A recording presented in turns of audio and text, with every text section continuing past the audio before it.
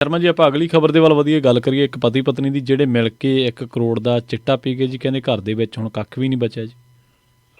ਪ੍ਰਵੀਨ ਜੀ, ਵੈਸੇ ਤਾਂ ਪੰਜਾਬ ਦੇ ਅੰਦਰ ਚਿੱਟੇ ਨੂੰ ਲੈ ਕੇ ਕਈ ਪੀੜਦਾਇਕ ਕਹਾਣੀਆਂ ਨੇ ਜਿਹੜੀਆਂ ਕਈ ਵਾਰ ਛੋਹਦਿਆਂ ਡਰ ਲੱਗਦਾ। ਪੰਜਾਬ ਦੇ ਅੰਦਰ ਇੱਕ ਘਰ 'ਚ 3 ਜੀ ਚਿੱਟੇ ਨੇ ਨਿਕਲੇ ਨੇ। ਪੰਜਾਬ 'ਚ ਚਿੱਟੇ ਕਾਰਨ ਪੂਰੇ ਦਾ ਪੂਰਾ ਟੱਬਰ ਮੁੱਕ ਗਿਆ, ਇਕੱਲਾ ਇੱਕ ਬਜ਼ੁਰਗ ਮਾਤਾ ਬਚੀਆਂ ਨੇ ਜੀ। ਬਿਲਕੁਲ। ਸੋ ਕਿਸ ਤਰ੍ਹਾਂ ਕੜੀ ਦਰ ਕੜੀ ਘਰ ਢਹਿ ਢੇਰੀ ਹੋਏ ਨੇ ਚਿੱਟੇ ਕਾਰਨ, ਉਹਦੀ ਕਹਾਣੀ ਬਹੁਤ ਲੰਬੀ ਹੈ। ਪੰਜਾਬ 'ਚ ਬਾਦਲਾਂ ਤੋਂ ਬਾਅਦ ਕੈਪਟਨ ਤੋਂ ਬਾਅਦ ਆਪ, ਪਰ ਪੰਜਾਬ ਦੇ ਅੰਦਰ ਇਹ ਚਿੱਟੇ ਦੀ ਕਹਾਣੀ ਨਹੀਂ ਮੁੱਕੀ। ਬਿਲਕੁਲ ਸਹੀ ਹੈ ਜੀ। ਇੱਥੋਂ ਅੰਦਾਜ਼ਾ ਲੱਗ ਸਕਦਾ ਹੈ ਕਿ ਅੱਜ ਦੀ ਤਰੀਕ ਦੇ ਵਿੱਚ ਵੀ ਪੰਜਾਬ ਦੇ ਅੰਦਰ ਹਰ ਰੋਜ਼ 1 ਤੋਂ 2 ਨਸ਼ੇ ਦੀ ਓਵਰਡੋਜ਼ ਨਾਲ ਮੌਤਾਂ ਦੀ ਖਬਰ ਆਉਂਦੀ ਆ, ਪਰ ਉਹ ਖਬਰ ਨੂੰ ਲੁਕਾਇਆ, ਦਬਾਇਆ, ਛੁਪਾਇਆ ਜਾਂਦਾ। ਤੇ ਇਸ ਲਈ ਇਹ ਪੰਜਾਬ ਦੀ ਸੱਚ ਦੀ ਤਸਵੀਰ ਹੈ। ਪਰ ਜੇ ਕਹਾਣੀ ਦਾ ਅੰਤ ਸੁਖਾਵਾਂ ਹੋਵੇ ਪ੍ਰਵੀਨ ਜੀ, ਫਿਰ ਉਹ ਕਹਾਣੀ ਛੋਹ ਲੈਣੀ ਚਾਹੀਦੀ ਹੈ, ਚਾਹੇ ਉਹ ਪੀੜਦਾਇਕ ਹੋਵੇ, ਚਾਹੇ ਦਰਦ ਵਾਲੀ ਹੋਵੇ। ਅੱਜ ਇਹ ਕਹਾਣੀ ਛੋਹਣ ਦਾ ਮਕਸਦ ਇਹੀ ਹੈ ਜੀ। ਪ੍ਰਵੀਨ ਜੀ, ਜਦੋਂ ਮੈਂ ਇਹ ਸਾਰੇ ਤੱਥ ਦੇਖ ਰਿਹਾ ਸੀ, ਮੈਂ ਇਹਦੀ ਪੜਚੋਲ ਕਰ ਰਿਹਾ ਸੀ, ਤਦ ਮੈਂ ਇਹ ਮਹਿਸੂਸ ਕਰ ਰਿਹਾ ਸੀ ਕਿ ਜਦੋਂ ਇਹ ਮੇਰੇ ਗੱਲ ਸਾਹਮਣੇ ਆਈ ਕਿ ਇਸ ਆਦਮੀ ਤੀਮੀ ਦੇ ਜੋੜੇ ਨੇ 1 ਕਰੋੜ ਤੋਂ ਵੱਧ ਦਾ ਚਿੱਟਾ ਪੀ ਲਿਆ ਜੀ, ਤਾਂ ਮੈਂ ਇਹ ਸਮਝਣ ਦੀ ਕੋਸ਼ਿਸ਼ ਕਰ ਰਿਹਾ ਸੀ ਕਿ ਚਿੱਟਾ ਪੰਜਾਬ ਪੀ ਰਿਹਾ ਕਿ ਪੰਜਾਬ ਨੂੰ ਚਿੱਟਾ ਪੀ ਰਿਹਾ। ਬਿਲਕੁਲ ਸਹੀ ਹੈ। ਚਿੱਟਾ ਪੀ ਗਿਆ ਪੰਜਾਬ ਨੂੰ ਕਿ ਪੰਜਾਬ ਨੇ ਚਿੱਟਾ ਪੀਤਾ। ਹਾਲਤ ਇਹ ਹੈ ਕਿ ਗੁਰਦਾਸਪੁਰ ਦੇ ਖੇਤਰ ਦੀ ਇਹ ਸੱਚੀ ਕਹਾਣੀ ਹੈ।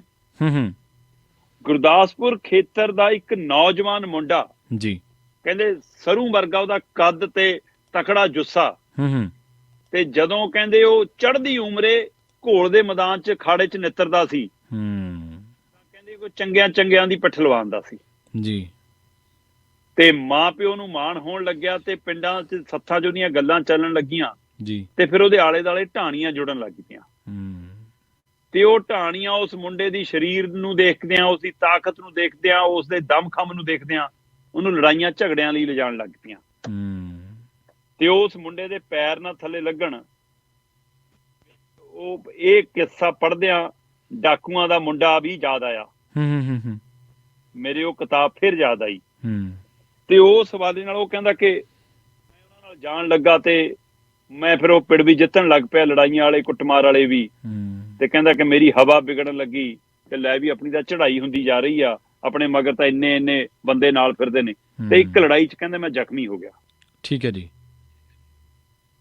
ਤੇ ਉਹ ਜ਼ਖਮੀ ਹੋਣ ਵਾਲੀ, ਇਹ 28 ਸਾਲ ਦੀ ਉਮਰ ਆ ਮੁੰਡੇ ਦੀ ਅਜੇ ਉਸ ਸਮੇਂ ਜਦੋਂ ਇਹ ਘਟਨਾ ਵਾਪਰਦੀ ਹੈ। ਹੁਣ ਤਾਂ ਉਹਦੀ ਮਤਲਬ 10 ਸਾਲ ਤਾਂ ਉਹਦੇ ਵਿਆਹ ਨੂੰ ਹੋਲੇ ਜੀ। ਠੀਕ ਹੈ। ਤੇ ਉਹ ਕਹਿੰਦਾ ਕਿ ਉਸ ਸਮੇਂ ਜ਼ਖਮੀ ਹੋਇਆ ਜਦੋਂ, ਤੇ ਨਾਲ ਦੇ ਸਾਥੀਆਂ ਨੇ ਕਿਹਾ ਕਿ ਦਰਦ ਘਟਾਉਣ ਦਾ ਇੱਕ ਆਹੀ ਤਰੀਕਾ ਲੈ ਲਾ। ਤੇ ਕਹਿੰਦਾ ਮੈਂ ਚਿੱਟਾ ਕੀ ਲਿਆ, ਮੈਂ ਚਿੱਟੇ ਦੀ ਗਿਰਫਤ 'ਚ ਆ ਗਿਆ। ਉਹ ਅੱਛਾ। ਇਹ ਕਹਾਣੀ ਮੈਂ ਉਸੇ ਪਤੀ ਪਤਨੀ ਦੇ ਜੋੜੇ ਦੇ ਹਵਾਲੇ ਨਾਲ ਸਾਂਝੀ ਕਰ ਰਿਹਾ।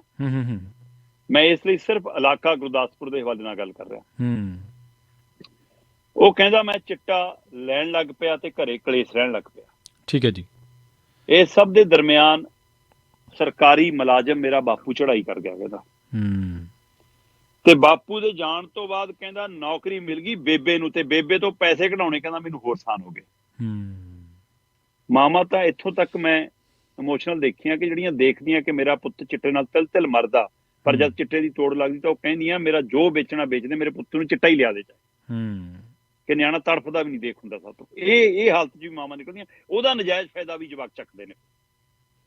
ਤੇ ਇਸੇ ਲਈ ਉਹ ਮਾਂ ਦੇ ਪੈਸਿਆਂ ਨਾਲ ਕਹਿੰਦੇ ਕਿ ਮੈਂ ਚਿੱਟੇ ਦੀ ਗਿਰਫਤ 'ਚ ਹੋਰ ਜਾਂਦਾ ਰਿਹਾ। ਤੇ ਇਹ ਸਭ ਦੇ ਦਰਮਿਆਨ ਉਹਨੂੰ ਇਸ਼ਕ ਹੋ ਗਿਆ। ਪ੍ਰਵੀਨ ਜੀ, ਜਦੋਂ ਇਸ਼ਕ ਹੋਇਆ ਤੇ ਉਹ ਇਸ਼ਕ ਪ੍ਰਵਾਨ ਵੀ ਚੜਿਆ ਉਹਦਾ। ਉਸੇ ਕੁੜੀ ਨਾਲ ਉਹਦਾ ਵਿਆਹ ਹੋ ਗਿਆ ਜੀ। ਵਿਆਹ ਹੋਣ ਤੋਂ ਬਾਅਦ ਉਸ ਮਾਂ ਦੀ ਧੀ ਨੂੰ ਪਤਾ ਲੱਗਿਆ ਕਿ ਜਿਹਦੇ ਨਾਲ ਮੈਂ ਪਿਆਰ ਕਰਦੀ ਸੀ ਉਹ ਤਾਂ ਚਿੱਟੇ ਨੂੰ ਪਿਆਰ ਕਰਦਾ, ਉਹ ਤਾਂ ਚਿੱਟੇ ਦਾਦੀ ਆ। ਤੇ ਉਹਨੇ ਵਾਸਤੇ ਪਾਏ, ਪਰ ਉਹਨੇ ਚਿੱਟਾ ਨਹੀਂ ਛੱਡਿਆ। ਉਹਨਾਂ ਦੇ ਘਰੇ ਜਵਾਕੜੀ ਜੰਮ ਪਈ। ਉਹਨੇ ਉਸ ਬੱਚੀ ਦੇ ਹਵਾਲੇ ਨਾਲ ਵੀ ਵਾਸਤੇ ਪਾਏ ਕਿ ਹੁਣ ਤਾਂ ਛੱਡ ਦੇ, ਆਪਾਂ ਪਿਓ ਬਣ ਗਏ ਆ, ਉਹ ਵੀ ਇੱਕ ਧੀ ਦੇ, ਪਰ ਉਹਨੇ ਚਿੱਟਾ ਨਹੀਂ ਛੱਡਿਆ। ਤੇ ਇਹ ਸਭ ਦੇ ਦਰਮਿਆਨ ਹੀ ਉਹਦੀ ਧਰਮ ਪਤਨੀ, ਉਹਦੀ ਜਿਹੜੀ ਮਤਲਬ ਕਿ ਪਿਆਰ ਵਿਆਹ 'ਚ ਵਿਆਹ ਕੇ ਲਿਆਂਦੀ ਸੀ, ਉਹ ਦੂਜੀ ਵਾਰ ਗਰਭਵਤੀ ਹੋ ਗਈ। ਹੂੰ ਤੇ ਦੂਜੀ ਵਾਰ ਗਰਭਵਤੀ ਹੋਣ ਤੇ ਇੱਕ ਦਿਨ ਕਹਿੰਦੇ ਕਿ ਉਹਨੂੰ ਇੱਕ ਬੱਚੇ ਵਾਲੀਆਂ ਪੀੜਾਂ ਤੇ ਦੂਜੀਆਂ ਕਹਿੰਦੇ ਸਰਵਾਈਕਲ, ਉਹ ਦੋਹਰੀ ਪੀੜ ਚੋਂ ਜਦੋਂ ਲੰਘ ਰਹੀ ਸੀ ਤਾਂ ਉਹਨੇ ਘਰ ਵਾਲੇ ਨੂੰ ਕਹਿਤਾ ਕਿ ਹੋਰ ਨਹੀਂ ਤਾਂ ਮੈਨੂੰ ਕੋਈ ਦਵਾਈ ਬੂਟੀ ਉਹ ਲਿਆ ਦੇ, ਮੇਰੀ ਬਹੁਤ ਬੁਰੀ ਹਾਲ ਆ। ਓ ਤੇ ਉਹਨੇ ਦਵਾਈ ਬੂਟੀ ਦੀ ਬਜਾਏ ਉਹਨੂੰ ਚਿੱਟਾ ਦੱਸ ਦਿੱਤਾ ਕਿ ਲੈ ਆਹ ਦਰਦ ਤੇਰੇ ਦੂਰ ਕਰ ਦੂ। ਹੁਣ ਜੀ। ਲੱਗਿਆ ਕਿ ਨਾ ਮੇਰੇ ਕਲੇਸ਼ਾਂ ਨਿਪਟਣਗੇ, ਹੂੰ ਤੇ ਉਹਨੇ ਚਿੱਟਾ ਅਜਿਹਾ ਲਿਆ, ਉਹ ਵੀ ਚਿੱਟੇ ਦੀ ਹੋ ਕੇ ਰਹਿ ਗਈ। ਹੂੰ ਤੇ ਪ੍ਰਵੀਨ ਜੀ ਉਹ ਆਪ ਦੱਸਦੇ ਨੇ ਕਿ ਜਿੱਦਣ ਸਾਡੇ ਘਰ ਦੂਆ ਜਵਾਕ ਮੁੰਡਾ ਜੰਮਿਆ ਉਦਣ ਵੀ ਮੈਂ ਚਿੱਟੇ ਦੀ ਲੋਰ ਸੀ। ਓ ਜੀ। ਜਵਾਕ ਜੰਮਣ ਲੱਗੇ ਵੀ ਮੈਂ, ਉਹ ਕਹਿੰਦੀ ਮੈਂ ਇੰਨੀ ਆਦੀ ਹੋ ਗਈ ਕਿ 3 ਟਾਈਮ ਪੱਕਾ ਸੀ ਮੇਰਾ, ਸਵੇਰੇ ਦੁਪਹਿਰੇ ਸ਼ਾਮੀ।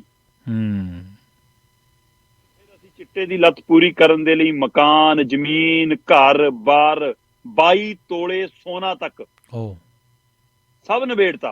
ਹੂੰ ਤੇ ਰਿਸ਼ਤੇਦਾਰਾਂ ਤੋਂ, ਦੋਸਤਾਂ ਮਿੱਤਰਾਂ ਨੇੜਲਿਆਂ ਤੋਂ ਪੈਸੇ ਫੜ ਚਿੱਟਾ ਲਿਆ। ਹੂੰ ਤੇ ਕਹਿੰਦੀ ਕੁਝ ਰਿਸ਼ਤੇਦਾਰਾਂ ਤੋਂ ਅਸੀਂ ਕੰਨੀ ਕਤਰਾਉਣ ਲੱਗੇ ਕਿ ਪੈਸੇ ਵਾਪਸ ਮੰਗਣਗੇ, ਹੂੰ ਤੇ ਕੁਝ ਰਿਸ਼ਤੇਦਾਰ ਨੇੜਲੇ ਸਾਤੋਂ ਕੰਨੀ ਕਤਰਾਉਣ ਲੱਗੇ ਕਿ ਪੈਸੇ ਮੰਗ ਕੇ ਚਿੱਟਾ ਲੈਣਗੇ। ਹੂੰ ਤੇ ਜਦੋਂ ਸਭ ਦਾ ਸਾਥ ਛੁੱਟ ਗਿਆ ਹੂੰ ਤੇ ਕੁਝ ਵੀ ਵੇਚਣ ਕਰਨ ਨੂੰ ਨਹੀਂ ਰਿਹਾ, ਫਿਰ ਹੋਸ਼ ਫਿਰ ਅਸੀਂ ਦੇਖਿਆ ਕਿ ਅਸੀਂ ਇਹਨਾਂ ਜਵਾਕਾਂ ਲਈ ਕੀ ਛੱਡ ਕੇ ਮਰਾਂਗੇ। ਹੂੰ ਤੇ ਹੁਣ ਪਿਛਲੇ 23-24 ਦਿਨਾਂ ਤੋਂ ਇੱਕ ਨਸ਼ਾ ਛਡਾਊ ਕੇਂਦਰ ਚ ਹੈ ਉਹ ਜੋੜਾ, ਜੀ ਜੀ। ਤੇ ਪਿਛਲੇ 23 ਕੁ ਦਿਨਾਂ ਤੋਂ ਉਹਨਾਂ ਨੇ ਹੁਣ ਕੋਈ ਨਸ਼ਾ ਨਹੀਂ ਕੀਤਾ। ਹੂੰ ਤੇ ਉਹ ਕਹਿੰਦੇ ਕਿ ਅਸੀਂ ਇਹੀ ਅਪੀਲ ਕਰਦੇ ਹਾਂ ਕਿ ਅਸੀਂ ਤਾਂ ਗਵਾ ਕੇ ਸਮਝੇ ਹਾਂ, ਹੂੰ ਪਰ ਪੰਜਾਬ ਦੇ ਨੌਜਵਾਨੋਂ ਗਵਾਉਣ ਤੋਂ ਪਹਿਲਾਂ ਸਮਝ ਲਿਓ। ਇਸ ਲਈ ਬੇਸ਼ੱਕ ਇਹ ਕਹਾਣੀ ਦਰਦਨਾਕ, ਪੀੜਦਾਇਕ ਆ, ਤੇ ਸਾਰਾ ਕੁਝ ਲਟਾ ਚੁੱਕੇ ਨੇ ਹੁਣ ਉਹ ਕਹਿੰਦੇ ਅਸੀਂ ਆਪਣੇ ਲਈ ਨਹੀਂ, ਇਹਨਾਂ ਦੋਆਂ ਜਵਾਕਾਂ ਲਈ ਦੁਬਾਰਾ ਜ਼ੀਰੋ ਤੋਂ ਸ਼ੁਰੂ ਕਰਾਂਗੇ, ਹੂੰ ਇਹਨਾਂ ਲਈ ਜੀਵਾਂਗੇ। ਪਰ ਇਹ ਕਹਾਣੀ ਦਾ ਅੰਤ ਸੁਖਾਵਾਂ ਹੈ ਕਿ ਦੇਰ ਆਏ ਚਾਹੇ ਦਰੁਸਤ ਆਏ। ਸੋ ਇਸ ਲਈ ਇਹ ਮੈਨੂੰ ਲੱਗਿਆ ਕਿ ਪ੍ਰਵੀਨ ਜੀ ਸਾਨੂੰ ਆਪਣੇ ਦਰਸ਼ਕਾਂ ਨਾਲ ਸਾਂਝੀ ਕਰਨੀ ਚਾਹੀਦੀ, ਔਰ ਮੈਂ ਚਾਹਾਂਗਾ ਕਿ ਸਾਡੇ ਦਰਸ਼ਕ ਜੇਕਰ ਉਹਨਾਂ ਦਾ ਕੋਈ ਨੇੜਲਾ, ਉਹਨਾਂ ਦਾ ਆਪਣਾ ਜੀ, ਕੋਈ ਪਰਿਵਾਰ ਦਾ ਕੋਈ ਮਿੱਤਰ ਸੱਜਣ ਪਿੰਡ ਸ਼ਹਿਰ ਦਾ ਹੈਗਾ, ਤਾਂ ਉਹਦੇ ਨਾਲ ਇਹੋ ਜਿਹੀਆਂ ਕਹਾਣੀਆਂ ਜ਼ਰੂਰ ਸਾਂਝੀਆਂ ਕਰੋ ਤਾਂ ਕਿ ਉਹ 'ਚ ਉੱਭਰ ਕੇ ਆਵੇ। ਜੀ ਬਿਲਕੁਲ ਬਿਲਕੁਲ, ਦਰਦਨਾਕ ਕਹਾਣੀ ਸੀ ਪਰ ਚਲੋ ਸੁਖਦਾਈ ਅੰਤ ਹੋਇਆ ਜੀ, ਤੇ ਲੋਕਾਂ ਲਈ ਪ੍ਰੇਰਨਾ ਹੀ ਬਣੇ। ਪਰ ਕਈ ਵਾਰੀ ਹੋਸ਼ ਉਦੋਂ ਖੁੱਲ੍ਹਦੀ ਹੈ ਸ਼ਰਮਾ ਜੀ ਜਦੋਂ ਕਿਸੇ ਵੀ ਲੋਰ ਦੇ ਵਿੱਚ ਜਦੋਂ ਕੁਝ ਬਾਕੀ ਨਹੀਂ ਰਹਿੰਦਾ। ਬਿਲਕੁਲ।